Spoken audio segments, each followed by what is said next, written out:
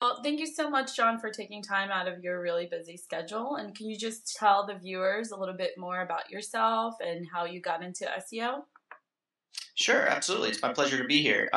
So for those of you watching that don't know who I am, my name is John Doherty. I am a SEO consultant with the search marketing agency Distilled. So I am based in New York City. We also have offices in London and Seattle. So I've been in SEO for a few years now, since really like end of 2009, beginning of 2010. I got into SEO because I was running my own company from Switzerland. It was an online book publishing company, and basically we had a lot of content, and I was like, I don't know how to get this found on the internet. I mean, it's based online. I didn't know how to market it online. So basically I started reading websites like Distilled, like SEO Moz. And so, yeah, I just went from there, moved back to the States later that year, 2010, and got a job full-time in SEO, as an SEO copywriter, actually. And so I've just kind of gone from there. I've been working for Distilled for about a year now in New York. But I got into photography, actually, back in high school. I was in I forget what the class was called now, but basically it was the class that did the yearbook. We also did a weekly video for the school. And so I got into it there, took a lot of photos like for the yearbook. And then when I moved to Europe in 2009, I got a good camera. And so started taking a lot of photos, doing a lot of photo editing and that sort of thing. So, and then I launched my own photography website last year and kind of been going from there. But you moved to Europe for a bit? I did. I moved to Europe. So I've lived in Europe for a total of about 2 years in Switzerland. Over 3 different periods, 3 months, 9 months, and then a full year. So all in the same place in South Central Switzerland.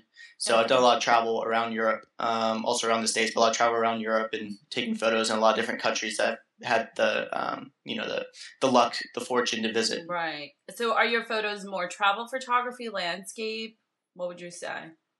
Yeah, I would say they're mostly travel and landscape photography. So I did take a good number of photos when I was living in a community in Switzerland. So I took a lot of photos of people.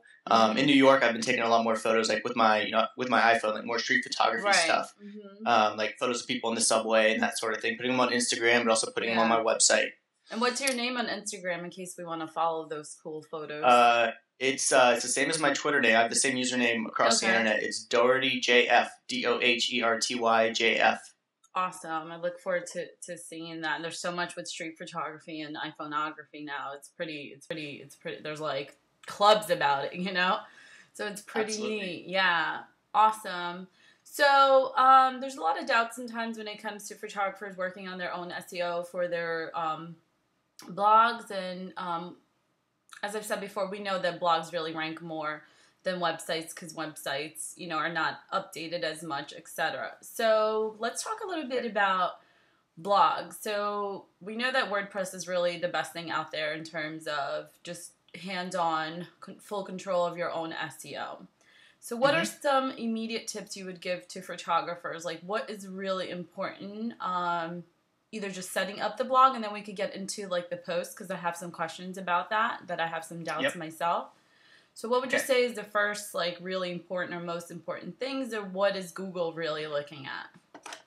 Right. So the first thing starting out, so there are 2 different kinds of WordPress sites. I don't know if you're familiar with this, but there are 2 kinds. There's the self-hosted version, and then there is the self-hosted and then the WordPress-hosted version. So WordPress.com is the WordPress-hosted version. WordPress.org is the self-hosted version. So really, I mean, the first most important thing is getting your own domain name. So you don't want to have like, johndohertyphotography.wordpress.com. Exactly. Because that is seen as a section of the WordPress site. It's what's called a subdomain, and it's not going to rank nearly as well. You're not going to have the ability to rank nearly as well as if you had your own domain name. Plus, for branding purposes and all that, you want to have your own domain name. So another doubt a lot of photographers have, when setting up your blog URL, is it better to get a separate complete domain, or is a subdomain of their main website okay?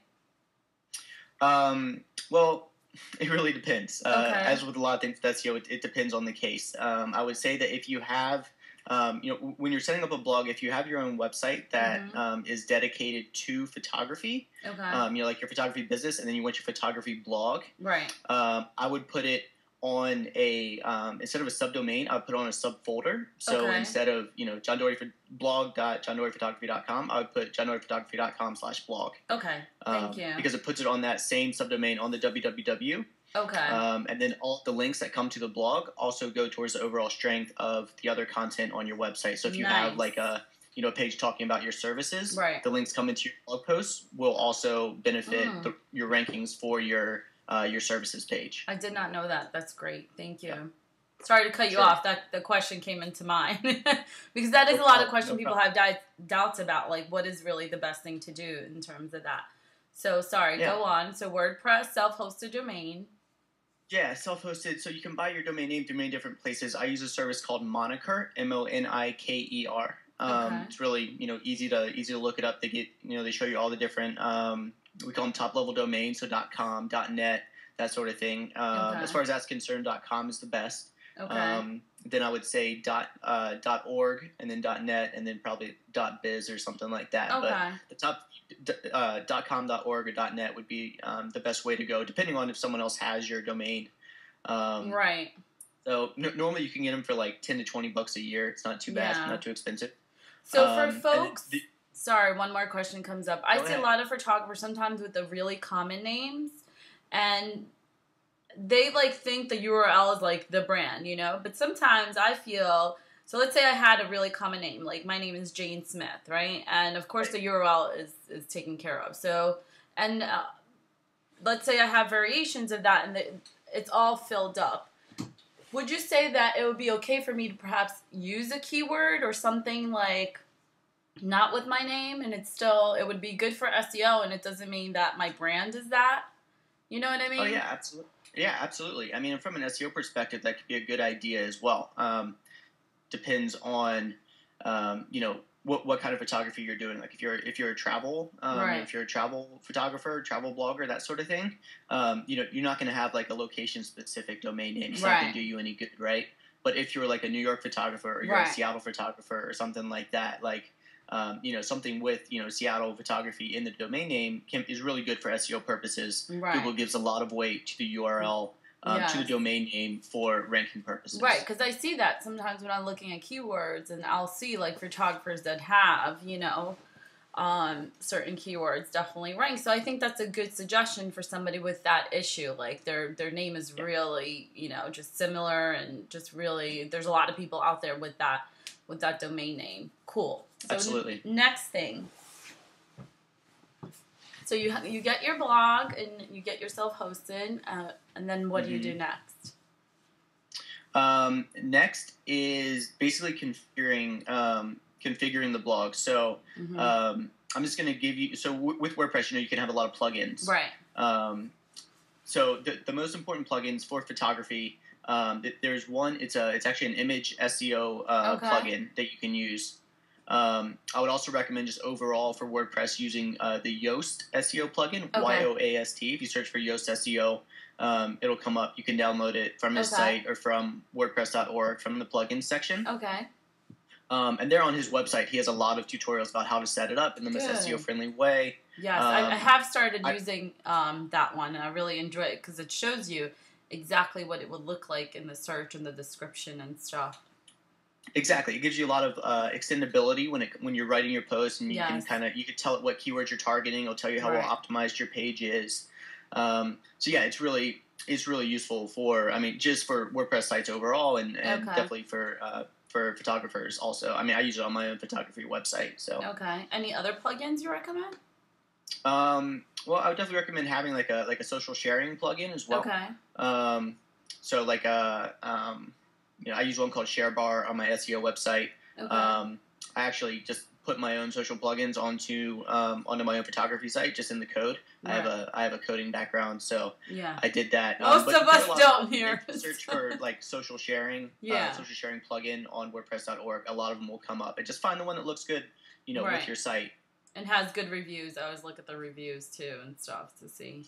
Absolutely. Yeah. Cool. All right. Next. So let's discuss. And then it's important to fill out like the all-in-one SEO pack has been a really common one among photographers, and it allows you to fill out the title, the description, and the keywords. My doubt with that is I have seen when filling out your title, the page title, I think it's called, the one above the URL. Sometimes I see like almost a paragraph. Isn't there a limit of characters that you really should be? Because when you click on pages, then whatever that page name goes up there too. I don't know. There's something like that I've seen about not making it too long. So how long should it be, your page title? Yep. So we got two things in there. First of all, your page title can be as long as you want it to be. It can be. I mean, it's allowed to be as long as you want it to be. But in order for it to show up well in the search results, the maximum number of characters that Google shows in the search results, I believe at this point, is 75. It's been getting less and less. It was 80-some a year ago. Now it's like 75. Great. And also one thing with title tags is the keywords that you want to rank for should be at closer to the beginning of the title tag. So if you're a New York photographer, you should have New York photographer or New York photography or whatever it is that you found. That should be first. Okay, like, great. You could even put like New York photography from John Doherty or something. Okay, let's talk about description. Should it be just 2 to 3 sentences and just kind of more where you're based out of and what kind of photography you offer, or anything else? So from an SEO perspective, the meta description does not affect rankings at all. However, it can affect the click-through rates of people when they search for something. Gotcha. So I would, like, on the homepage. So first of all, just talking from a character perspective, from a Google display search perspective. The character limit right now is somewhere between 145 and 160. I think 160 is what we've gone with for a while, but once again, it's been getting shorter. For description for blog posts, or the overall description of the blog? All the above. Okay. Every blog post has its own description. Every page of the site. What was that? Even websites too? Yep. Okay. Yep. Every page has its own meta description. Awesome. Okay. So and then, like, for the homepage, I would put, the kind of photography you do. If you have a phone number that people can contact you through, maybe put your phone number on there. Oh, okay. That's been, in the meta description, that's been shown to increase conversions from the web. Really? So, yep. Just because people will want to contact you, or? So phone number, not really address, right? So if you have a commercial studio, should you put your address in there, or just really the phone number will help, you're saying? I mean, it depends on where you get your leads from, right? Like, if you're central downtown in a small town, I mean, you can put your address in there if you want. But if people, call you, if people have to call in order to make an appointment in order to come in, so phone number is best. In there. Got it. Okay, cool. But it's really all about, how do your customers work, and making and providing them as much content. Detail and content and value as possible. Okay, so the third thing, so keywords. I've been asked, can we add like a huge list in there? Is there a limit? Is it negative to add too many? So in general, about keywords in blog posts and keywords for websites and for blogs. Right. So there's a bunch of stuff wrapped up in keywords. First of all, there's we could talk about the meta keywords tag, which is underneath the description on your site. Okay. That's not used by any of the search engines for ranking. And it's actually, I know Bing uses that as a negative signal. So if you have a lot of keywords stuffed into there, they may actually trust your website less. Okay. Personally, on my websites, I don't use the meta keywords tag at all. I don't think I even have it in the code. Okay. So it's not as important as we think. No. Okay. So that tag is not important at all. Okay. However, with like individual blog posts, I mean, you should definitely try to work the keyword that you're trying to optimize that post for. Right. You should work it a couple times. You should put it in the title, put it into the page copy. But what's most important is that it's natural. That the writing reads naturally. Right. It's not like they're obviously trying to. Right. Especially now with the latest changes, right? They're really focusing on the content, and not like if you're over SEO, they're like coming after you. They're not a fan of that. But with that though, so there's the tags that actually sometimes show in the blog posts, at your end of blog posts, like the cloud tags, I guess they're called. And then there's the tags that when you're filling out the plugin, for example, Yoast, there's tags there. What's the difference between those two, and which one? I usually do very few on the tags that show up in the post or the main ideas. But then in the Yoast, I make it a lot longer. So what do you recommend? So let me ask a clarification question. Yeah. So you said in the which one was the second one?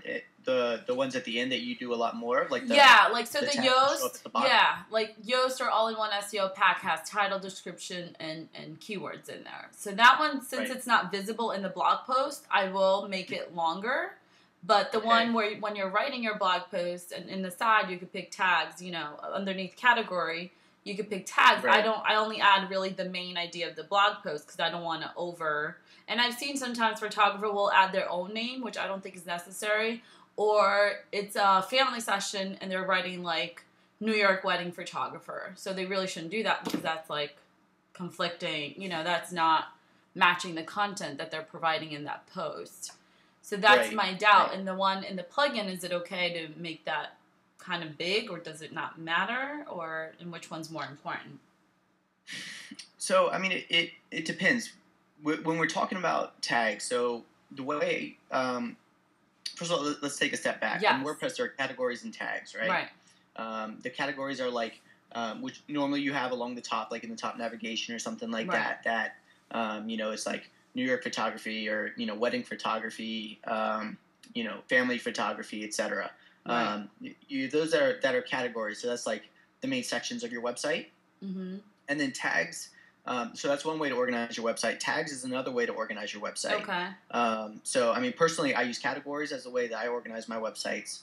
And then I don't even allow my tags pages to be indexed by the search engines. Okay. Because there's a possibility there that if I have a search engine optimization category, for example, that I might be trying to rank for search engine optimization articles or whatever. Okay. Then if I have a search engine optimization tag page, that's going to be conflicting with my category page, and neither one is going to be able to rank as well.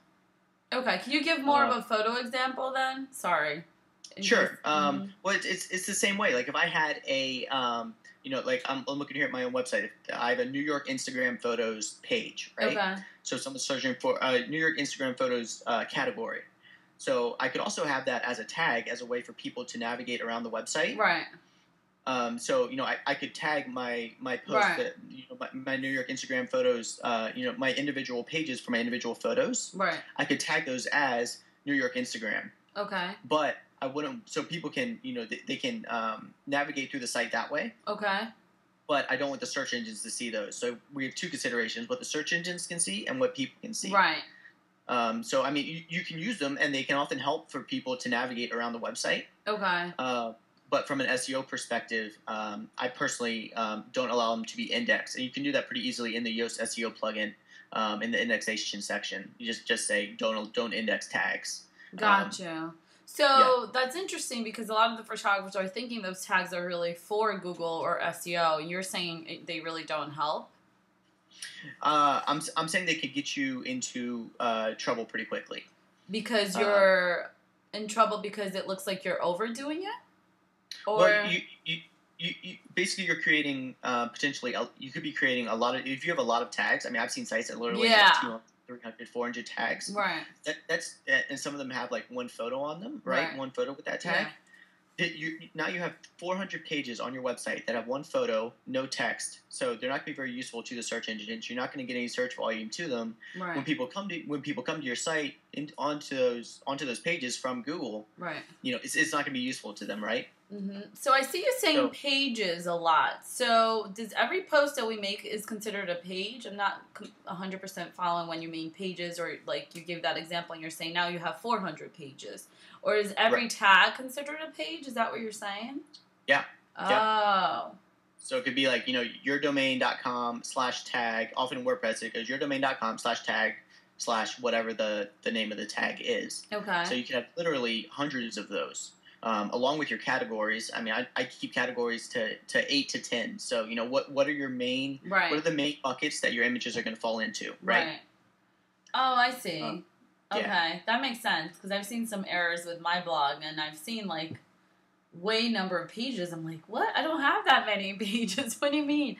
So, really, every photo or tag can really become a page because of the URL, what it becomes. So then because a lot of people don't also understand is that Google doesn't look at your website or your blog. It's not one thing. Each post or each page on your website is a completely separate Google can rank that page, or one page on your website can be really well ranked while the others are not. So it's really by page and not by, here's my website, I'm on page 1 of Google. It doesn't work that way. No. Right. One page on your website can be on page 1 of Google, but right. It's not going to be your whole website. Exactly. Yeah. Awesome. So let me see what else.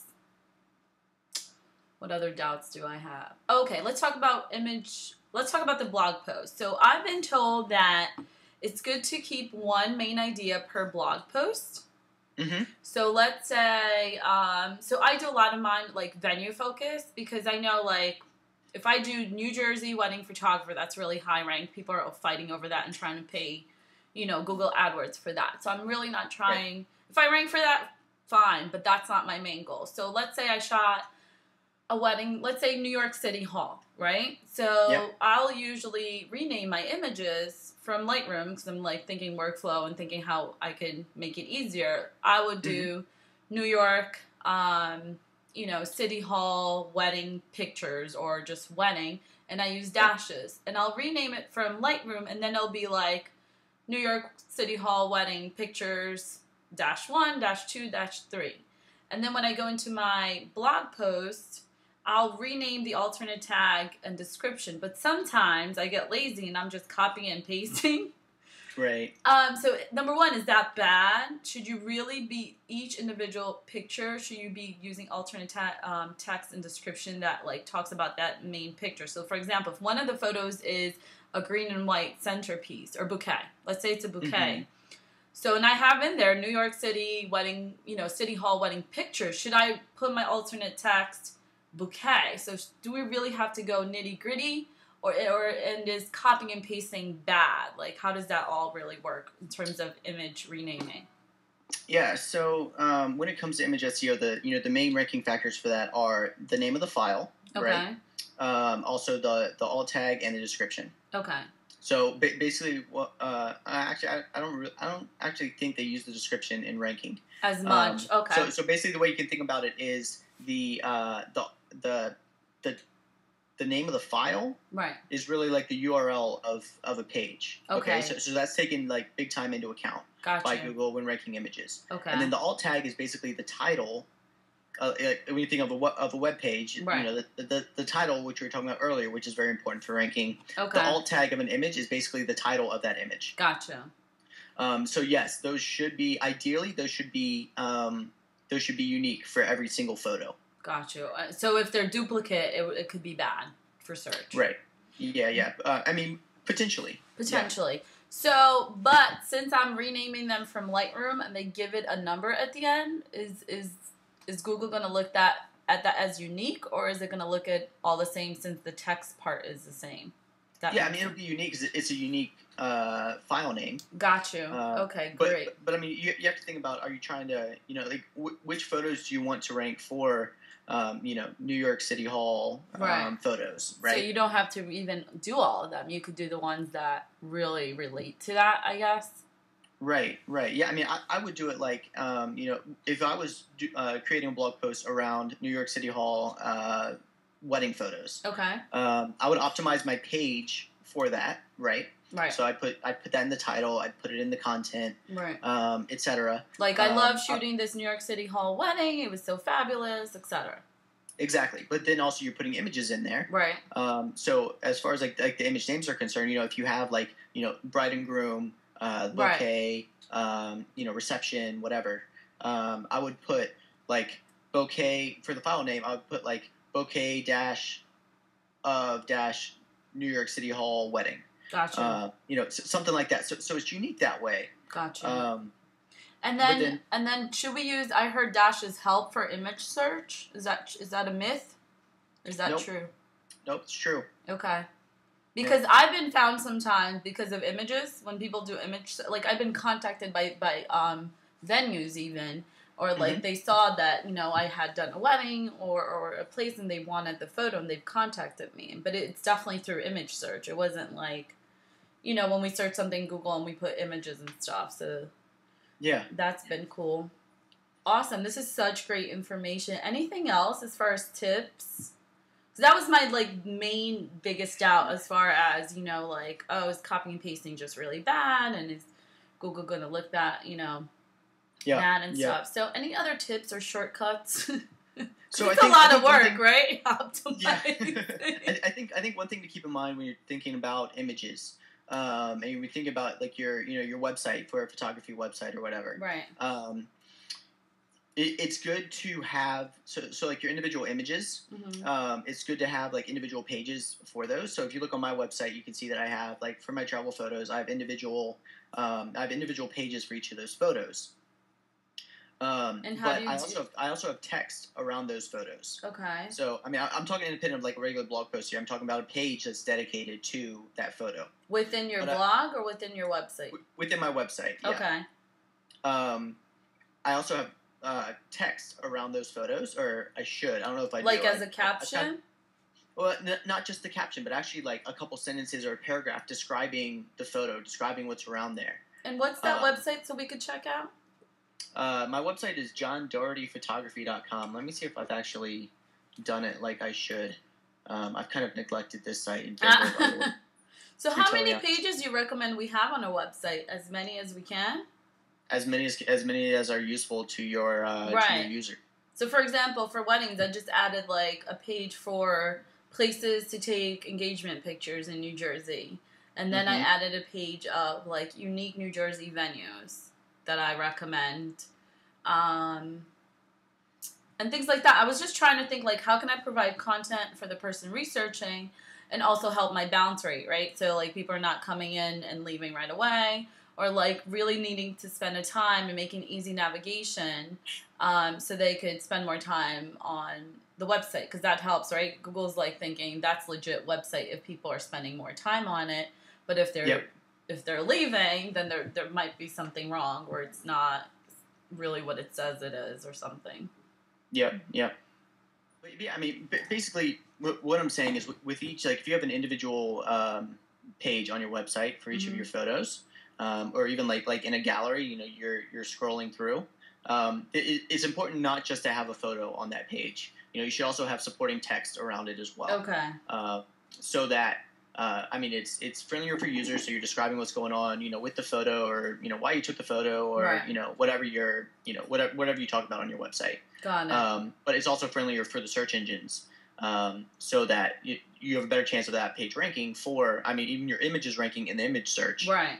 If Google knows that this page overall is relevant for, you know, New York Instagram photos or whatever. Right. Awesome. Thank you so much. The time is flying here. This is such great information. Anything else you would like to say for photographers that they should be doing? Any other tips? Big and beautiful.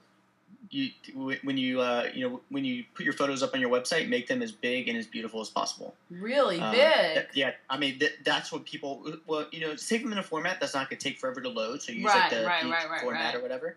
But people love big, beautiful images. Okay. You know, so make it, you know, give them that. Awesome. Awesome. Yeah. And then, quick question, which is really not about photos, but it's about videos. So I see, like, YouTube and Vimeo rank, well, at least Google ranks come in right on Google alerts that I have. Like, anytime I post a video up, comes in really quickly. So do you recommend photographers doing more video or video blogging? What do you think? Yeah, I would. I mean, I pretty much recommend that anyone do more video. Right. People online love videos. Right. So I would definitely recommend it. And then, I mean, if you're doing, like, you know, really useful stuff, basically, if it's not promotional stuff, you know, you're not just talking about yourself, but you're talking about, like, you know, how to change your camera lens or how to select your camera lens, whatever. Put that stuff on YouTube. Why not? Right. But in the description of that video, include a link back to your website. Gotcha. So then people can, you know, navigate from YouTube back to you. Always back. That's another thing I see, too, with social media. A lot of photographers are getting into this thing where, like, they're relying on Facebook. And that's scary to me, because Facebook could, like, delete your account. They could change everything. So when I post things on Facebook, I'm always trying to link back to my website or my brand, you know, my blog. Like, I want the brand experience, because Facebook, as much as you can, you know, put your pictures and your logo on there, I don't think it's a true representation of my brand experience that I want. And I want people to come to my site. I want them to come to my blog. So a lot of photographers are even stopping blogging, thinking it's all about Facebook. And I understand some photographers just book via Facebook, or book a lot via Facebook, and the whole tagging is great. But I think it's risky. It's a risky business because with Facebook you just don't know. Yeah, totally. And I totally agree with you. Yeah. I think Facebook can be a great conduit for photographers. Right. Especially like getting in front of your friends and all that. And then SMO too. It's kind of Google's starting to show with the Google Plus stuff, results and stuff. If your friends like something, things like that. But right. Right. I mean, honestly, talking about Google Plus, there is a huge photographer community on Google Plus. Google Plus is beautiful and it shows images really well. Right, and they've changed their layout. And those images rank well in image search as well. Okay. So that's a good tip. I would say it would behoove you to be on there. I mean, Facebook has the mass of people, right? Right. But ultimately, I would say from an SEO perspective, from like a personal branding perspective, right. All of that, don't just rely on Facebook. Like, even if you don't have a blog on your own website, right, at least have a website, your own domain name with content about yourself, how people get in contact with you, examples of your work. Because just like you said, Facebook could, this is obviously extremely unlikely to happen. Facebook could cease to exist one day, and then what do you do? Yeah, exactly. And it's not, what about, I've seen Facebook pages do rank a little bit, right? Not personal, so I heard, but nothing crazy. Yeah, nothing crazy. I mean, and once again, you're relying on a third party. Right. Which is never, it's never a good idea to put all your eggs in one basket. I view Twitter and Facebook and Google Plus as kind of like, as like, they're third parties, right? There are other ways to get your content out there to engage with people. Right. But it's not where you ultimately want to be driving people to. Right. So, yeah. Awesome. Sweet. Thank you so much. This has been so great, and I knew it would be wonderful because you're awesome, and I kind of stalk you on Twitter anyway. It's all good. It's all good. The SEO wannabe over here. But it's been good. I've been doing some videos and really just really easy, kind of not SEO for dummies, but really simple, because SEO can get really overwhelming, even in Creative Live, they had somebody that was it was all about WordPress, but they just get so nitty gritty, and everyday photographers don't understand that stuff, don't need to understand algorithms and whatnot, or they just start getting really technical. And even the real easy SEO stuff is kind of too technical for your everyday person. So my goal is just doing these videos and just really explain in simple terms and how people could add it to their workflow and help themselves out, because there is room for that in blogging. So 100%. Awesome. Thank you so much. Have a great day and an awesome weekend. You're welcome. And tell everyone over there at Distilled I said hello. Sounds good. You have a wonderful day. Great talking to you. Great chatting. Thank you so much. Bye, hon.